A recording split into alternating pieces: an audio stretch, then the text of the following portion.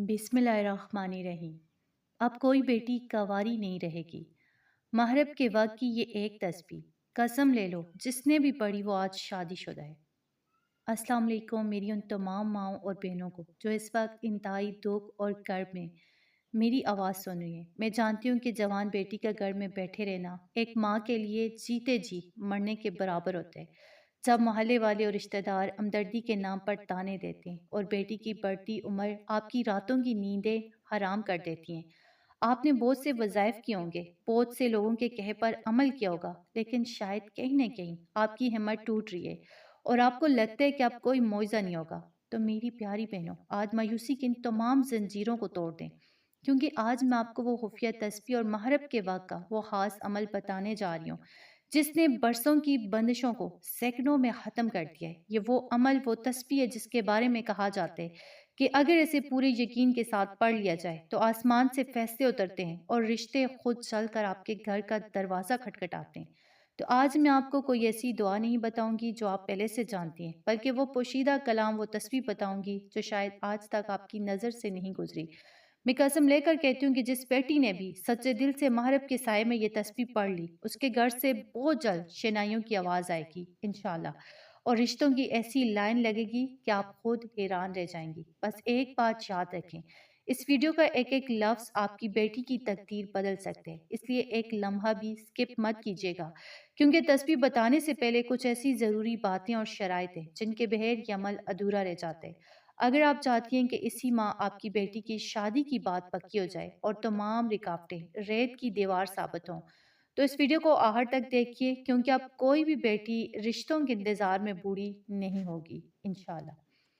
नाज़रीन, अक्सर लड़कियां और माएँ ये सवाल करती हैं कि आखिर हमारी ही शादी में रुकावट क्यों है, हमने तो कभी किसी का बुरा नहीं चाहा। तो याद रखें, अल्लाह के नबी सल्लल्लाहु अलैहि वसल्लम ने फरमाया कि निकाह मेरी सुन्नत है, और जब आप अल्लाह की सुन्नत पर अमल करना चाहती हैं तो शैतान अपनी पूरी कोशिश करते हैं कि वो इस पाक रिश्ते में रुकावटें डालें।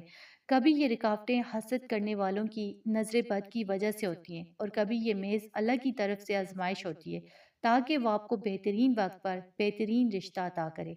हदीस मुबारक का मफ़हूम है कि जब अल्लाह किसी बंदे से मोहब्बत करते हैं तो उसकी दुआ की कबूलियत में थोड़ी ताख़ीर फरमाते हैं, ताकि वो बंदा बार बार अपने रब को पुकारे और अल्लाह उसकी आजिज़ी को पसंद फरमाए। इसलिए कभी ये मत सोचें कि आपकी दुआ रद्द होगी, बल्कि ये सोचें कि अल्लाह आपके लिए किसी खास रिश्ते का दरवाज़ा खोलने वाला है जो आपकी ज़िंदगी को खुशियों से भर देगा। तो शादी में ताहीर का मतलब ये हरगिज़ नहीं कि आप में कोई कमी है, बल्कि इसका मतलब ये है कि अल्लाह आपके नसीब को संवार रहा है। तो नाज़रीन, आज जो तस्वीर मैं आपको बताने जा रही हूँ वो इन तमाम शैतानी रुकावटों और बंदिशों को ख़त्म करने का नबवी इलाज है जो आपके नसीब के दरवाजे पर पहरा दे रही है। इस तस्बीह की बरकत से न सिर्फ रिश्तों की बंदिश टूटेगी, बल्कि अल्लाह पाक ऐसे असबाब पैदा फरमाएगा कि आप खुद पुकार उठेंगी कि बेशक मेरा रब बेहतरीन फैसला करने वाला है। तो अब मैं आपको वो मुबारक तस्बीह और इसका तरीका बताने लगी हूँ, इसे बहुत तवज्जो से सुने और नोट कर लें।